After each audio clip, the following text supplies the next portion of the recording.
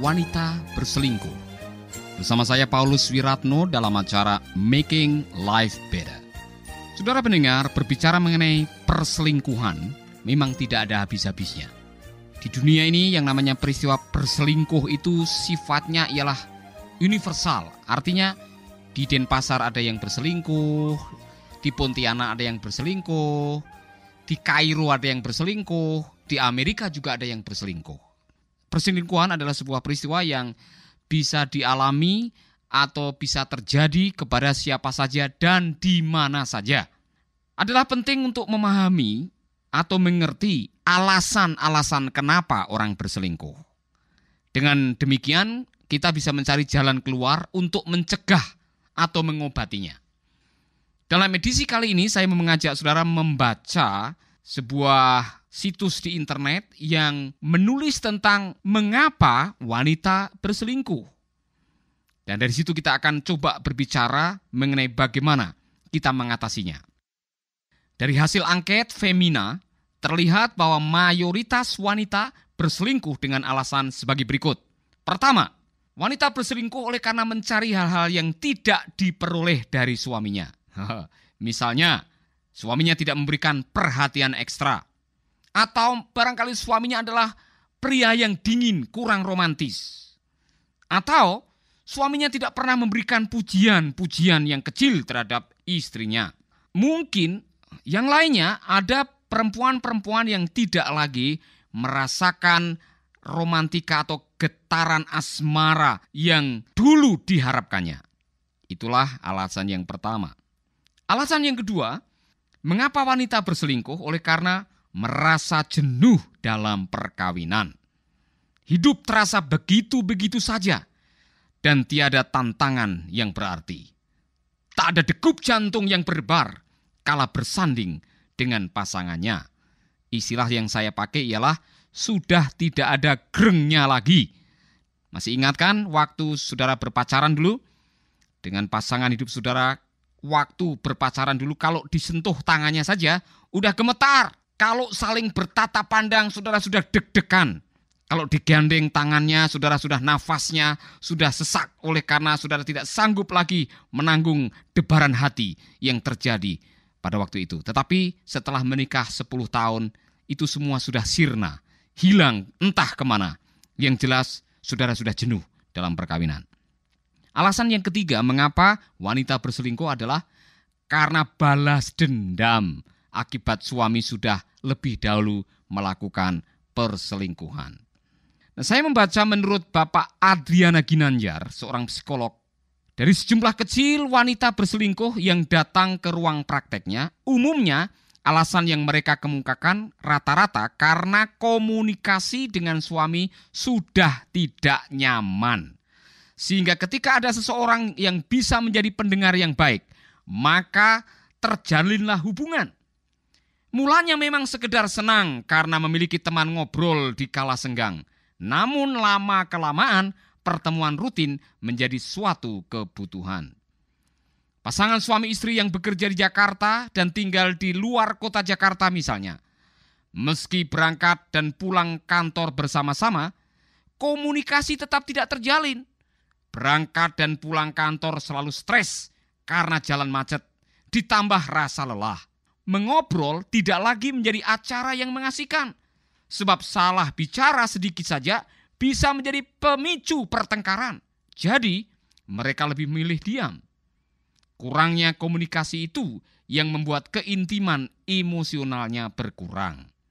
Selain itu, suami yang kurang menghargai istri, otoriter, serta tidak peka kepada keromantisan yang dibutuhkan wanita menjadi pemicu istri untuk memalingkan diri kepada pria yang lain. Tentu, pria yang penuh perhatian mau mendengarkan keluh kesah dengan penuh antusias dan menghujani ucapan-ucapan yang melambungkan hati wanita. Dari dua keterangan di atas, sudah jelaslah bahwa seolah-olah ada alasan logis untuk seorang wanita bisa berselingkuh. Lalu apa tanggapan kita sebagai seorang pria, sebagai seorang suami? Saya harap mendengar penelitian di atas. kita belajar mengembangkan sesuatu untuk mencegah perselingkuhan. Bukankah mencegah jauh lebih baik daripada mengobati? Saya pikir saudara sekalian akan mengatakan, ya Pak, saya setuju. Nah, lalu bagaimana kita bisa mencegah? Berdasarkan apa yang ditulis hasil pengamatan majalah Femina. Maka sebaiknya kita melakukan beberapa hal yang penting, khususnya bagi para pria. Yang pertama, kalau tadi alasan pertama bahwa istri-istri itu berselingkuh oleh karena memang sudah tidak ada lagi suasana romantis di dalam rumah tangga, maka kita para ayah, para suami, belajarlah menciptakan suasana yang romantis. Berikanlah kata-kata pujian, kata-kata yang bisa memberkati, kata-kata yang bisa membangun, kata-kata yang bisa menyanjung, kata-kata yang enak didengar oleh istri. Ciptakanlah keromantisan di dalam kehidupan saudara. Ada seorang penasihat perkawinan yang mengatakan ada dua hal yang kita bisa membuat istri kita merasa tersanjung atau merasa seolah-olah dianggap penting, ialah ucapkanlah kata-kata yang memberkati dan ucapkanlah kata-kata yang membangun.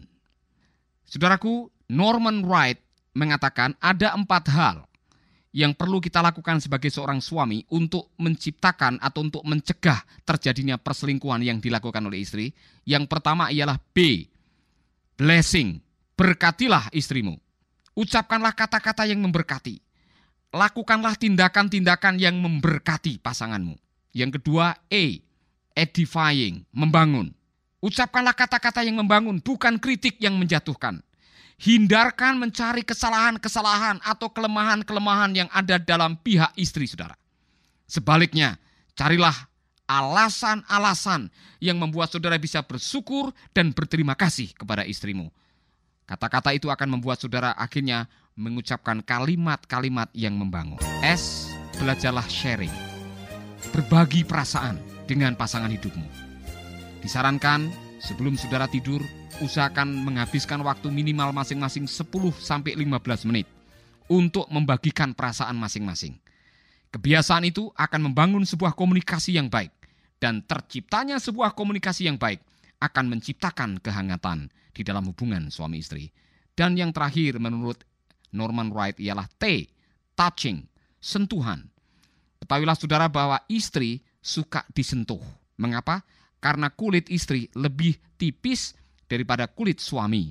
Menurut penelitian, itulah yang membuat mengapa umumnya para istri biasanya langsung gerengnya itu kambuh lagi, atau deg-degannya, rasa romantikanya, nafsu birahinya itu bisa tersentuh pada waktu istri disentuh, dipeluk, atau disayang dengan elusan-elusan yang bisa membuat istri saudara merasakan kasih sayang yang keluar dari diri saudara. Nah, lalu bagaimana kelanjutan daripada tanggapan kita untuk menanggapi hal yang kedua tadi? Yang kedua ialah wanita berselingkuh oleh karena sudah jenuh dalam perkawinan. Berkali-kali saya mengatakan dalam edisi pengajaran yang lalu bahwa yang namanya perkawinan selalu ada musim-musim kejenuhan. Dan untuk menghindari kejenuhan ialah kita harus menciptakan sebuah usaha bersama untuk menciptakan kebahagiaan.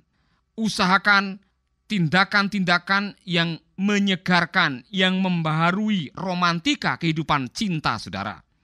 Ingatlah bahwa kebahagiaan dalam rumah tangga tidak datang secara otomatis. Kebahagiaan dalam rumah tangga itu harus diusahakan. Seorang pernah mengatakan, untuk mempertahankan kebahagiaan rumah tangga dibutuhkan 2 orang. Sedangkan untuk menghancurkannya hanya dibutuhkan 1 orang. Artinya, untuk menghilangkan kejenuhan dalam perkawinan, kita harus belajar untuk berusaha bersama-sama menciptakan kebahagiaan. Oleh karena itu, saudara-saudaraku, diskusikanlah dengan pasanganmu bagaimana caranya untuk membaharui kehidupan perkawinan saudara yang sudah masuk dalam masa-masa kejenuhan.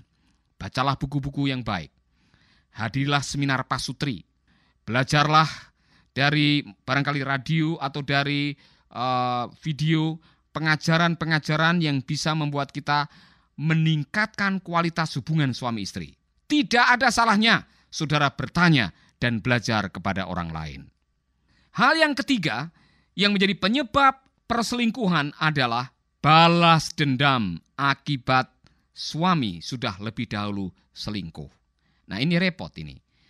Kalau selingkuh dibalas dengan selingkuh, pengkhianatan dibalas dengan pengkhianatan, ketidaksetiaan dibalas dengan ketidaksetiaan, maka yang ada ialah kehancuran. Oleh karena itu dibutuhkan sebuah pikiran yang waras dari salah satu. Kalau istrimu lagi main gila, suami jangan ikut main gila. Kalau suami lagi main gila, istri jangan ikut main gila. Sebab kalau dua-duanya gila, jadilah pasangan yang gila, rumah tangga yang gila, keluarga yang gila, dan akibatnya saudara hancur lebur berantakan bersama-sama. Dibutuhkan keberanian dari satu orang untuk mengambil sebuah langkah yang didasarkan atas prinsip dan nilai kebenaran, bukan mengikuti perasaan. Kalau kita mau mengikuti perasaan, akhirnya gigi ganti gigi, mata ganti mata. Suami selingkuh, saya juga selingkuh. Suami saya tidak setia, saya juga tidak setia. Kalau itu yang terjadi, kita sudah keluar dari rel kebenaran firman Tuhan yang kita yakini. Oleh karena itu, sahabatku, saudara yang dikasihi oleh Tuhan, kalau memang sudah terlanjur suamimu selingkuh atau istrimu selingkuh, ya jangan ikut selingkuhlah. Jangan mengikuti kemauan kedagingan kita atau rasa sakit hati kita. Tidak ada istilah terlambat. Anggaplah perselingkuhan pasanganmu sebagai sebuah kekhilafan. Kalau pasanganmu sudah datang minta maaf dan mau berubah dan berhenti dari perselingkuhan, kenapa kita tidak mengampuni dan mengatakan saya mengampunimu? Dan mari kita membangun kehidupan rumah tangga yang baru. Tidak ada salahnya. Mungkin saudara mengatakan, oh tidak mungkin Pak saya mengampuni. Tidak mungkin saya menerima begitu saja. Dia sudah menyakiti hati saya. Menurut apa yang saya dengar dari Eleanor Roosevelt, ia mengatakan bahwa hanya ada satu orang yang bisa menyakiti hatimu. Ialah dirimu sendiri. Kalau engkau mengizinkan pengkhianatan suamimu menjadi sakit hati karena engkau mengizinkan engkau disakiti. Oleh karena itu, belajarlah untuk tidak sakit hati. Caranya bagaimana? Ampunilah. Itu sebagai sebuah kekhilafan. Yang penting suamimu mau bertobat, mau berhenti sekarang, dan mau membangun kembali keluarga yang lebih baik. Kalau itu bisa terjadi, Tuhan akan menolong saudara. Kalau itu sudah terlanjur, dan saudara mengatakan tidak mungkin Pak, saya mengatakan bagi Tuhan tidak ada yang mustahil. Sebelum saya mengakhiri edisi kali ini, kalau saudara sudah terlanjur berselingkuh, dan saudara mendengarkan ulasan kali ini dan saudara mengatakan, Pak, saya mau berhenti. Atau saudara ditinggal selingkuh, sehingga saudara sakit hati dan sudah tercipta sebuah pemikiran, saya mau balas dendam. Hentikanlah niat itu, dan berdoalah bersama dengan saya. Kalau saudara sakit hati dan seolah-olah tidak bisa mengampuni, belajarlah untuk mengampuni. Dan Tuhan akan memberikan kemampuan buat saudara untuk mengampuni. Mari kita berdoa. Bapa kami di dalam surga, kami percaya bahwa sebagai manusia kadang-kadang kami bisa melakukan kesalahan. Kesalahan yang kadang-kadang terjadi oleh karena kami keluar dari kebenaran firman Tuhan. Oleh karena kami khilaf.